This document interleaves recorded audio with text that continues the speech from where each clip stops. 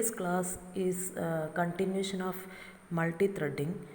Yesterday we were dealing with multi-threading and we have seen how a thread can be created, what is a thread, and how it can be invoked, etc. So here again, recalling the yesterday's class, I can tell you the threading, multi-threading can be considered as a multitasking in which a main program is subdivided into lot of small tiny programs, and along with the main program all the programs and the subprograms are executed simultaneously. And as I have already mentioned, we have only one processor, and the processor will be switching from each of these threads and to the main program continuously so fast that we may not understand, we may be in the illusion that it is done parallelly, but there is only one resource. Now extending the thread class, it means that when you want to invoke a thread class, you have to use a run method, and from a thread you can inherit all the features of a thread to a class.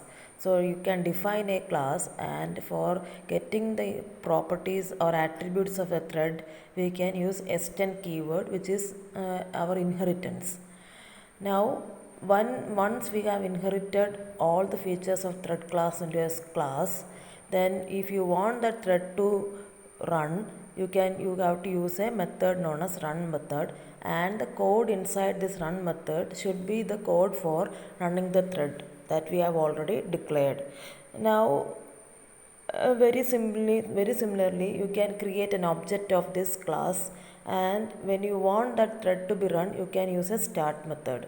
These were the things that we already discussed.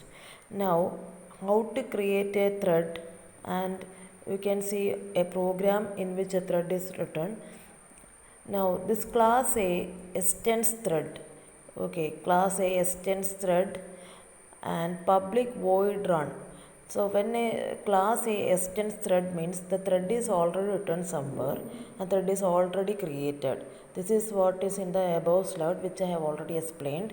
And from this thread, if you want to, it is already said you have to write a thread somewhere, and if you want to get the features of thread, you have to declare a class. So that is class A extends thread, means thread features of all thread will come to class A. And if you want to run this thread, you have to write a run program. So that is written here. So when you call this run program, automatically the thread will be running. Okay, so here it is written I is equal to 1, I less than 5, system.out.print. This is from thread A. Now again class B extends thread. So this again the thread is being inherited to class B using the keyword extends, and again I have written a code like void run, which is to invoke the thread or make this thread to run. Again class B, this is class C, this is not class B, this is class C, extends thread, another class which is inheriting the features of thread, and to run that thread I have to run a void run method which is already written. So after this you can understand from this next slide the main program, class thread test. Okay, in Java everything should be written inside a class. So this is the main program. You can see public static void main, which is the start of the program. Now new a dot start. New a dot start means this is an object of class A, and dot start is a method to invoke the thread. So when you call this new a dot start, it will directly move to the class A and will execute the run program over here. So the first run you will get from thread A is equal to I is equal to 1, and then I is equal to. Then again new B starts, then it will move to the second thread and run the program here. New C dot start, it will move the third thread. This is not class B, this is class C. Third class is class C. So it will move to that thread and invoke that thread by calling the start method.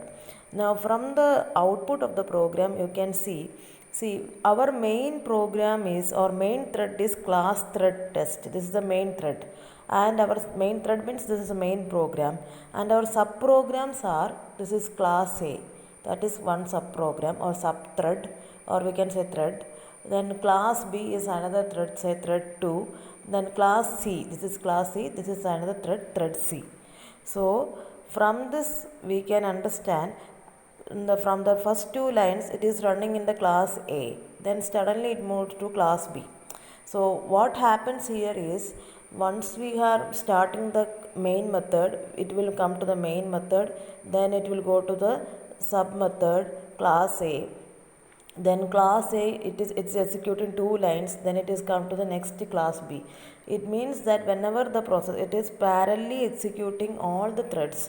So class A, class B and class C, but it is so fast that we will not understand. So it can come in different orders. It may not, first it can go to class A, then at the same time the processor will be moving to the class B, then again to the class C, then again come back to the main thread, then again move to the class A. Like that it will go in any order.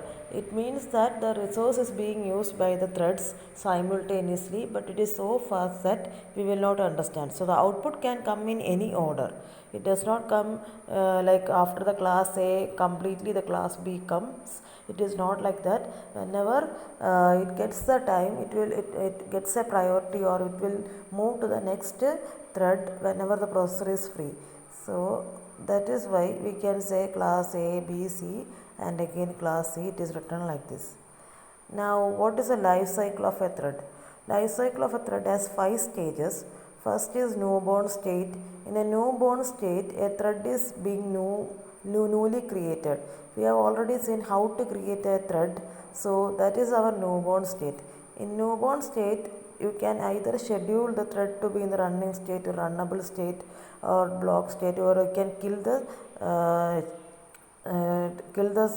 thread even. That is a dead state. Okay. So once the thread is born, it is known as newborn, and it can move to the runnable or running state. So what is runnable state? Runnable state is a state thread is ready for execution and waiting for the processor. Now the processor has to take over the thread. That is our runnable state. So once there will be lot of threads or many threads, we will be arranging in a round robin fashion, first come first serve, and time can also be allotted to each thread. So after some specific time period, it will move to the next thread. Likewise, time can be allotted. So this time assignment is known as time slicing. So once it is moving, once the processor is ready, it can take over the thread. Before that state is known as runnable state. Now next is running state. Running state means the processor has already taken a thread and it started executing. That is running state. So that particular thread is now in the running state. Now the processor can give the control in 3 main situations to some other thread or to the main program. The first situation is it can give its control by using a suspend method. Suspend method means for the time being it will be the current running thread will be stopped for some time, but it can come to the running state again. Okay, so after some time it can come to the normal running state or runnable state using the resume method. That is suspend method. Now second method, when some thread is in the running state, it can give the control to some other thread in some other situations, like sleep method. In sleep method, we can put the thread to a sleep mode, or for some time it is inactive. It can be for some milliseconds time or something. After this, it will come back to the runnable state. And then third state is it can be made to wait for some time. That is wait method. After some events have occurred, it can come to the running state or runnable state using the notify method. Now the next state is block state. Block state means currently it will be blocked for some time. The thread will be blocked for some time. After that, it will come to the running state or runnable state. So the block conditions are you can use resume method. Above three methods are namely for block state, like suspend method, then wait method, and then sleep method. The last state is dead state. Every thread has a life cycle. So once the program or once the thread has been executed completely, it will come to a death state, or it's a natural death. When the program execution of over, then it is a natural death. Program execution means that the particular thread execution is over, it is a natural death. But we can also make to a premature death also by using a stop state, stop, giving a stop message. Suppose a thread is born, and even at that point itself we can kill the thread by giving a stop message. So it will never be executed, or never will be coming to the running state. Very similarly, while we are running a thread, you can make the thread to be in, or we can kill the thread on the spot, that is by using a stop method. So using a stop method, you can kill a running thread also, that is known as premature death. So these are the 5 conditions of a thread. So that is the end of multi-threading.